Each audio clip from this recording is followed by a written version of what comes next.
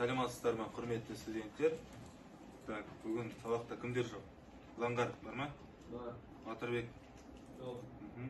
Нұрбек? Бар. Мирас? Бар. Жандос? Бар. Так, Ақжол? Бар. Ерсұлтан? Бар. Өмірбай? Бар. Қайсар? Бар. Так, Арман келді. Балғынбек? Ауырып жатыр ма, Балғынбек? Я себепті. Базаргүл? Аслан? Бар. Ұлан? Бар. Нұрсәт? Бар. Аяқжан? Бар. Жеңіс? Жеңіс ауырып жатыр ма? Жақсы. Ержан? Бар. Жандарбек? Нұрдәулет? Бар. Қайыржан? Бар. Ақтоты? Бар. Олжас? Бар. Өркен? Бар. Ақеділ? Бар. Бүгінгі біздің сабағымызда жүзден жүйрік атты викториналық ойын түрінде өткізетін боламыз. 4 топқа бөлінеді. Ойын 6 кезеңден тұрады. Әр кезең әртүрлі балмен есепке алынады. Тапсырмаға шектеулі уақыт беріледі. Дұрыс жауабын экраннан көруге болады. Қазір біздер рет-ретімен шығып, онда түрлі түсті берілген қағаздар бар. Сол қағаздарды таңдау арқылы сіздер өзіңіздің командаңызға қосыласыздар. Мысалы, мұнда 4 команда берілген. Біреу Windows командасы, бірінші команда, екінші Linux командасы, үшінші Ubuntu командасы, төртінші VirtualBox командасы. Ендеше рет-ретімен шығады.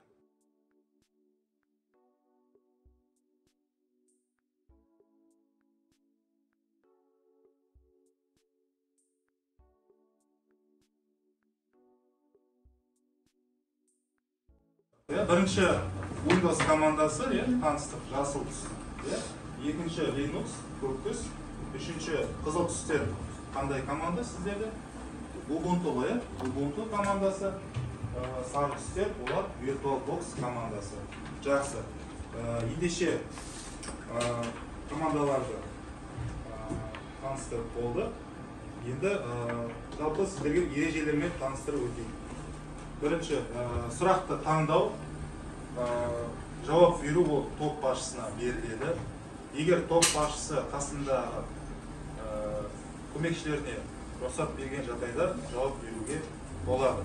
Қай команда қойылған сұраққа бірінші ол қол көтереді, сол бірінші кезеңді бастайды. Егер қойылған сұраққа топ қатысушылары дұрыс жауап бере алмаған жағдайда, сұрақ бірінші болып қол көтерген командаға өтеді. Сұрақ. Түсінікті ғой? Қажетті ұяшық таңдау. Көрсетілген ұяшық бойынша сұраққа дұрыс жауап қайтарылса, бал есепке алынады. Жауап дұрыс болмаған жағдайда бал есепке алынбайды. Түсінікті ғой? Жақсы. Кіріспе нұсқау, өткенді қайталау, еске түсіру. Бірінші біздің кезең ол ойлан, тап. Сұрақ. Компьютердің атасы кім? Бірінші болып Нұрдәулет қол көтерді, орныңыздан тұрып жауабын айта қойыңыз. Компьютердің атасы білесіз, Паскаль, арифметикалық машинасы. Ол ең алғаш 1642 жылы құрылды. Оның ең алғашқы қызметі қосу және алу болды. Жақсы. Қалған топтар, топ басшылары жауаппен келісеміз ба? Келісеміз, е? Жақсы. Жарайды. Келесі сұрақ. Так, компьютердегі жұмыс аймағы болып саналатын атауы көптік жалғаудан тұратын әлемге танымал бағдарламалық қамтамасыз ету. Қалай? Так, жауап берсеңіз болады, е? Windows операциялық жүйесі, е? Так, жауабын білейік.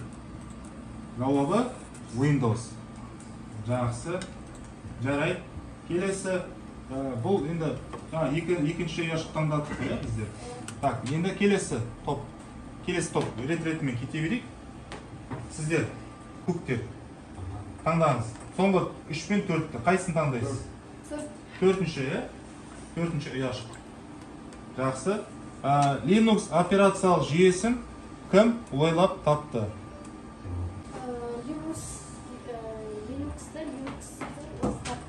иә, Атына өзінің атын сәйкес қойған. дұрыс. Linux'ты Linus Torvalds дейтін кісі ойлап шығарған. Ендеше жауапты көрейік. Linus Torvalds дейтін кісі. Дұрыс. Бұл бізде екінші топ. Жақсы. Енді бізде соңғы ұяшық қалып отыр. Соңғы ұяшықты соңғы топқа берейік. Ақпараттың ең кіші өлшем бірлігі.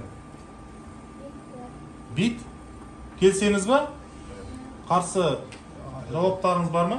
Дұрыс па? Жақсы. Көрейік. Бит. Иә? Жауап дұрыс. Жақсы. Рахмет. Төрт топты барлық сұрақтарға жауап берді. Барлықтарыңызға 5 ұпайдан қосылды. Жақсы. Келесі екінші кезең бос орындарды толтыру. Жақсы. Бірінші топқа берейік. Қай ұяшықты таңдайсыз? Екінші ұяшық, иә? Жақсы. Сұрақ. Антивирус компьютерлі бағдарламаларында табатын әрі олардың кері әсерін жоятын бағдарлама. Егер вирус жойылмаса, онда зақымданған программа жұмыс істей алмайды. Сондықтан оны өшіріп тастау керек.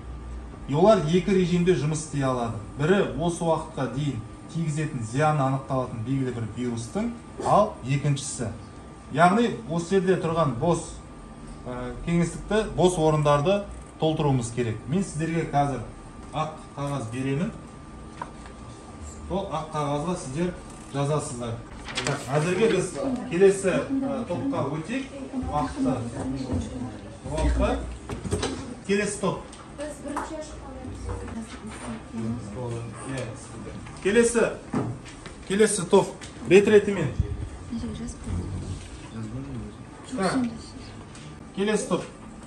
Соңғы 3 пен 4 қалды. Үшінші топ. 3 таңдайсыз, иә? Жақсы. Келесі.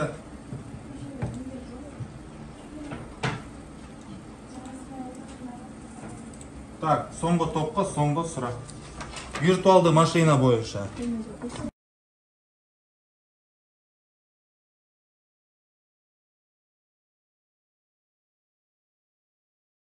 Жақсы. Так, 5 минут уақыт беріледі.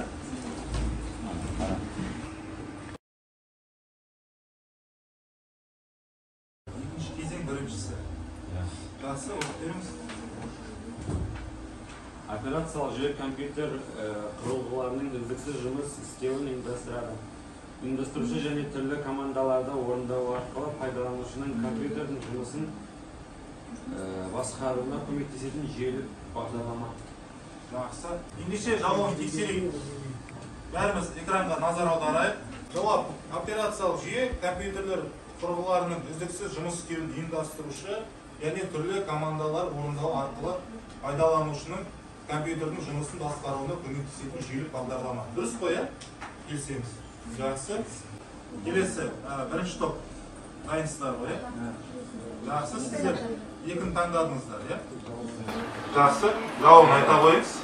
Антивирус компьютерлік бағдарламаларына зақым келтіретін вирустарды тобына әрі олардың кері әсерін жоятын бағдарлама.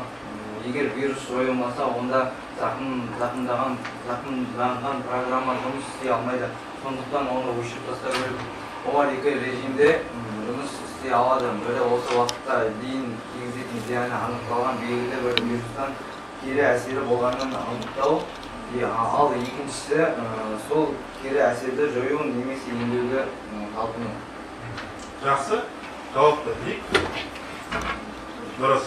Жауап, яғни антивирус бұл компьютерлік бағдарламаларына зақым келтіретін вирустарды табатын, әрі олардың кесірі әсерін жоятын бағдарлама, иә?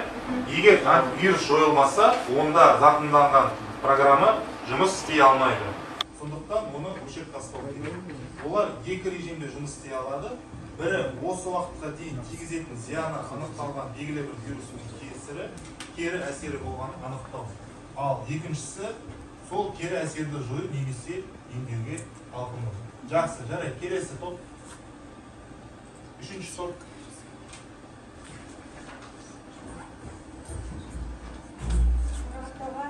сіздер үшіншісі ғой, таңдаған. Үшінші ұяшық, жақсы. Аталған бағдарлама файлдардың көшірмесін сығылған түрде дисктегі мұрағаттың файлға орналастыруға, мұрағаттан файлдарды шығарып алуға, мұрағаттың тақырыбын қарап шығуға және тағы басқа мүмкіндік береді. Жақсы. Жарайды. Ендеше жауабын көрейік. Мұрағаттауға арналған бағдарлама файлдардың көшірмесін сығылған түрдегі дискідегі мұрағаттық файлға орналастыруға, мұрағаттағы файлдарды шығарып алуға, мұрағаттың тақырыбын қарап шығуға және тағы да басқа мүмкіндік береді. Дұрыс қой, келісеміз. Мұрағаттауды білеміз ғой, не екенін? Архивтеуге. Архивтеуге дұрыс айтасыз. Жақсы. Екінші топқа да, үшінші топқа да ұпай саны қосылады. Жақсы. Келесі.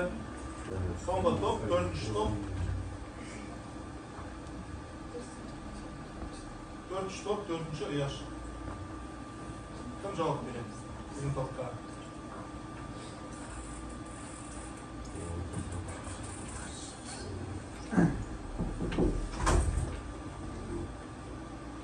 Жауап бере қойыңыз. Виртуалды машина бір компьютердегі фигуралық құрылғыны кез келген бағдарламаны немесе операторлық жүйені тестеуге арналған бір компьютерге бір уақытта бірнеше виртуалды машиналарды іске асыруға болады.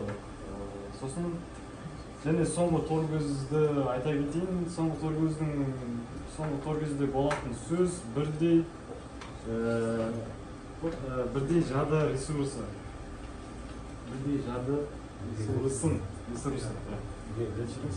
Жақсы. Жауабын білейік. Виртуалды машина дегеніміз бұл бір компьютерде, яғни бір физикалық құрылғыда кез келген бағдарламаны немесе операциялық жүйені тестілеуге арналған. Бір компьютерде бір уақытта бірнеше виртуалды машиналарды іске қосуға болады. Олардың саны қол жетімді, жеде жадыға және дискідегі бос орындарды байланысты. Өйткені виртуалды операциялық жүйе компьютерде орнатылған кәдімгі көшірме сияқты бірдей жадыға алады. Виртуалды машина дегеніміз мысалы жаңағы компьютерге орнықтыратын программа. Сол программаға біздер операциялық жүйені қолдануымызға болады. Ол да сол жаңағы кәдімгі компьютердегідей жадыға алады. Жақсы. Төрт топта екінші кезеңнен өтті. Екінші кезеңнен. Так, үшінші кезең. Тестілеу.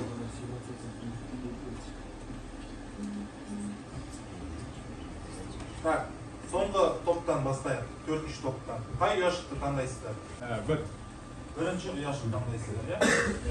Так, сұрақты мұқият тыңдаймыз. Ең алғаш антивирустық бағдарлама қай жылы пайда болды? 1975, 1990, 1980. Жауап бере алмаса, сіздер жауап беруге болады. Так, 1980. соңғы әрі нақты жауабыңыз ғой, иә? 1980. Қалғандарымыз келісеміз ба? Так, қарайық, жауабын тексерейік. Жауап дұрыс. Жақсы.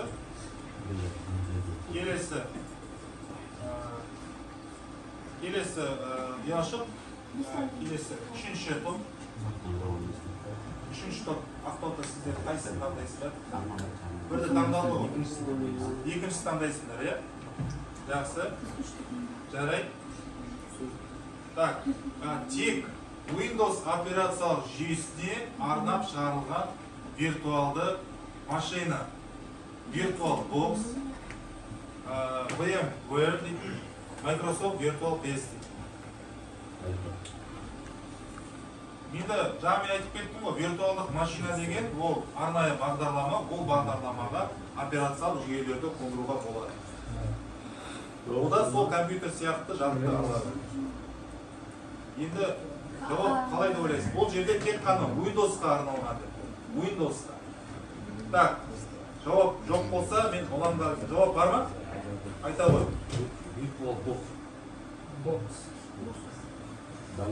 Жауап іште виртуал бокс па нақты әрі соңғы жауап па қалғандары сіз келісесіз бе Аллам? Жоқ. Жауап орныңа тұрып айта қойыңыз. Microsoft Virtual PC. Microsoft сіздің ойыңызша Microsoft Virtual PC. Басқалар, басқа топтар. Microsoft ағай. Virtual бұл. Жақсы. Жарайды. Жауап Microsoft Virtual PC. Жақсы. Яғни үшінші кезеңде екінші топқа тағы да ұпай санап қосылады. Жарайды. Сіздер үшінші ұяшықта рет ретімен кетеді. Жақсы.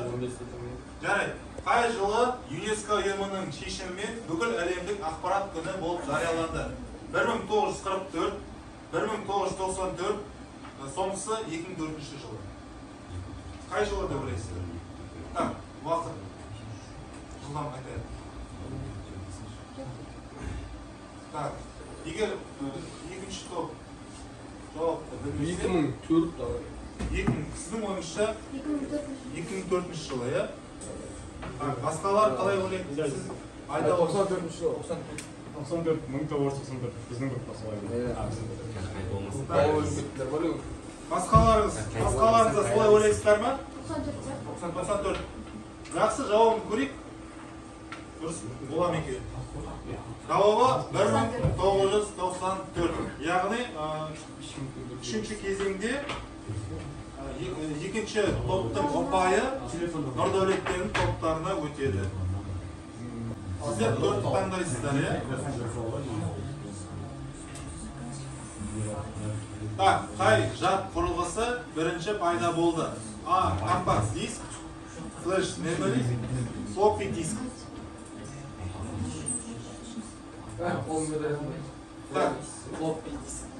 Floppy диск, сіздің ойыңызша. Басқаларымыз қарсы жауап немесе келісеміз ба? Компакт диск. Сіздің ойыңызша компакт диск ең бірінші шыққан құрылғы, иә? Жақсы, онда жауапты қарай. Тексерейік. Жауап floppy диск. Ең бірінші шыққан. Жақсы, ендігі үшінші кезең. Видео сұрақтар. Так, рет-ретмен бастайық. Бірінші топ. Бірінші топ сіздер. Қай ашық қандайсыздар? Данашық. Төрт қандайсыздар, да? Жақсы. Сұрақ. Ең алғаш электрондық есептеуіш машиналар қай жылы пайда болды? Ең алғаш электрондық есептеуіш машиналар қай жылы шықты? Айбыз жауапты шықты ма? Так, сіз жоқ, бірінші өздері айтсын, жауап бересіздер ме? Ең алғаш шыққан есептеуіш машиналар қай жылы шықты? Қай жылы? Қай жылдары? 1945. 1960.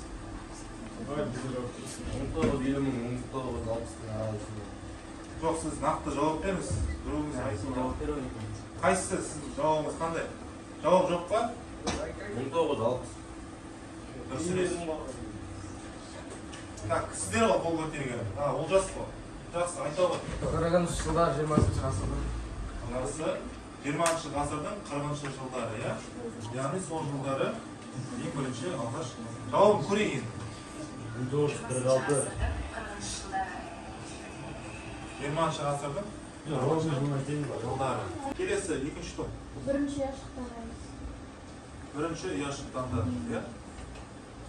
Сәлеметсіздер ме, құрметті студенттер. Көбейту мен бөлу немесе қосу мен азайтуға арналған механикалық есептеу машинасын қалай атаймыз? Так, мен оқып берейін. Бөлу немесе көбейтуге және қосу немесе азайту үшін арналған механикалық есептеу машинасы қалай аталады? Жауап. Жауап. Калькулятор?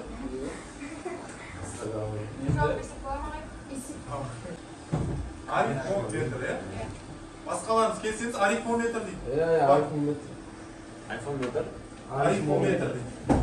Жауабын қарайды оны. Дұрыс па, дұрыс емес па? Жауабы арифмометр. Жауабы арифмометр. Мен емес, Жақсы. Так, бұл қай топ? Үшінші топ.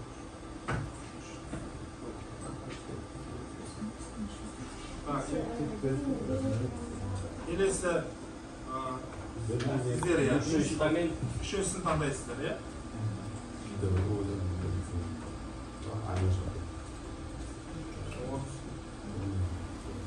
Здравствуйте, уважаемые студенты. Мой вопрос. В каком году был выпущен первый персональный компьютер IBM? Желаю всем удачи. Сұрақты естідіңіздер ме? Қай жылы IBM дербес компьютері пайда болды? 1981 дейді. Қалғандарымыз өздеріңіз жауаптарыңыз бар ма, нұсқаларыңыз? Жауабы дұрыс. 1981 дұрыс. Жақсы. Енді келесі топ, соңғы топ. Ақпаратты өлшеу бірліктеріне өсу ретімен атап шығыңыз.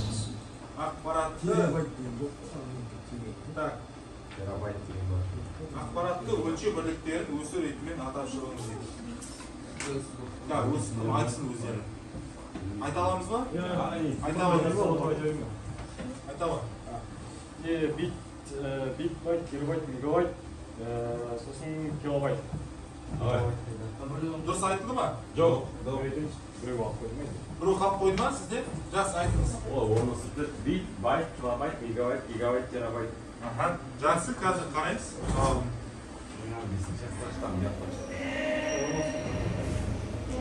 Бит, байт, килобайт, мегабайт, гигабайт, терабайт. Жақсы, жарайсыздар.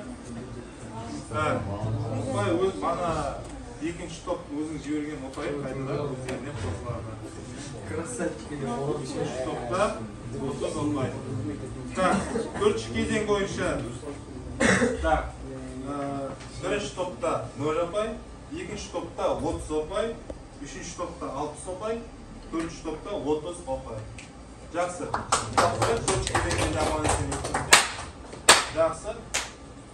Енді соңғы кезең, бесінші кезең. Тапқыр болсаң, тауып көр. Так, енді соңғы топқа берейік таңдауды. Ұяшық таңдаңыздар. Соңғы топ. Бірінші ұяшық, иә? Мұқият тыңдаймыз. Дерек сақтаудың негізгі... Студенттер, бәріміз мұқият тыңдайық, мүмкін жауаптарын сіз білетін шығарсыз. Дерек сақтаудың негізгі бірлігі болып табылатын компьютердің бір дерек жинағын біріншісінен екіншісіне көшіруге мүмкіндік береді. Мәтін жазылған немесе суреті бар кез келген құжат сияқты ондағы деректі бөліп алуға, өзгертуге, жоюға, сақтауға болады. Ол не? Файл. Файл. Нақты әрі соңғы жауабымыз. Нақты соңғы жауап. Қалғандарымыз қалай ойлайсыздар? Мүмкін қате айтып отырған. Келісесіздер ме? Алам, сіздің ойыңыз қалай? Файл ба? Яғни, бұл жерде мәтін жазылған немесе суреті бар кез келген құжат сияқты оны өшіріп тастауға, өзгертуге, жоюға, сақтауға болады, иә? Файл сияқты, иә? Жауабын көрейік. Жауабы файл. Жақсы. Жарайсыздар. Бұл төртінші топ. Жақсы. Келесі үшінші топ. Иә, сіздер. Қайсын таңдайсыздар? 2, 3, 4. Екіні таңдайсыздар, иә? Жақсы. Қандай компьютер құрылғысы өшірілген кезде ақпаратты сақтайды? Асықпай жауап беріңіздер, ойланып. Қандай компьютер құрылғысы өшірілген кезде ақпаратты сақтайды? Орнына тұрып жауап айтамыз. Қатқыл дейсің. Дұрыс. Жауап? Дұрыс. Жақсы. Жарайды. Ана қазақша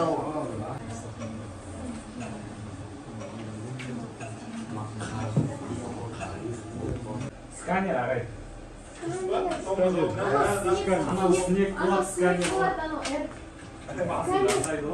Ал, көрек ал. Қалғандарыңыз келісесіз бе?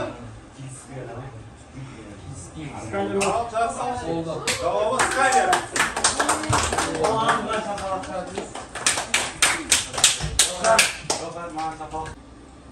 Так, символдар оған көзге көрінбейсін. Так, сұрақ. Символдар оған көзге көрінбейсін. Көп болды көрмеген. Көзге көрінбейсін. Символдар. Оған көзге көрінбейсін.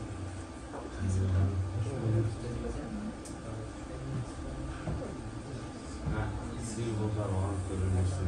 Ойланыңдар. Символдар оған көзге көрінбейсін. Көп пайдаланамыз оны. Компьютермен көп пайдаланамыз. Дұрыс. Жауап дұрыс. Жауап пробел. Дұрыс. Соңғы бізде 6-шы кезең бұл практикалық жұмыс. 6-шы кезең виртуал бокс бағдарламасында Ubuntu операциялық жүйесін орнату бойынша сіздер қазір жұмыс жасайсыздар. Компьютерді қосыңыздар.